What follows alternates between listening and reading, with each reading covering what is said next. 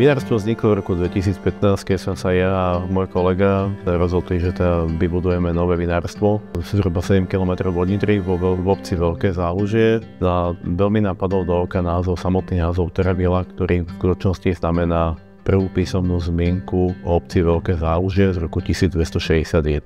Už vlastne benediktínsky mnísi pri vstupe do nitrianskej oblasti vlastne dávali hold vinnej réve, ktorá sa tu vlastne už v tom období pestovala. Takže dovolím si tvrdiť, že história je v rámci Nitry veľmi úzko spätá s vinohradníctvom. Tá časť južného Slovenska je zároveň také najteplejšia a to slnečko, tá pôda, kombinácia vlhkosti vzduchu, prúdenia vzduchu je neskutočne dôležitá a kľúčová pre samotnú produkciu kvalitného vína. Nitrianská alebo vlastne južnoslovenská vinohradnícka oblasť je vnímaná ako z tých vlastne kvalitnejších. Samozrejme, že vlastne v oblasti Malých Karpát môžu mať na to iný názor.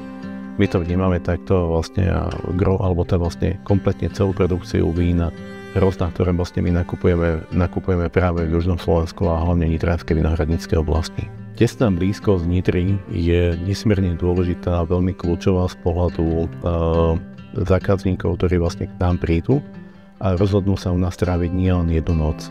My im dokážeme vlastne urobiť program, dá sa povedať na celý víkend, vieme im ponúknuť možnosti, či už sú to termálne kúpele, či už sú to vlastne športové aktivity, cykloturistika. Pozitívny účinok vína je najväčší v tom, že zbližuje ľudí.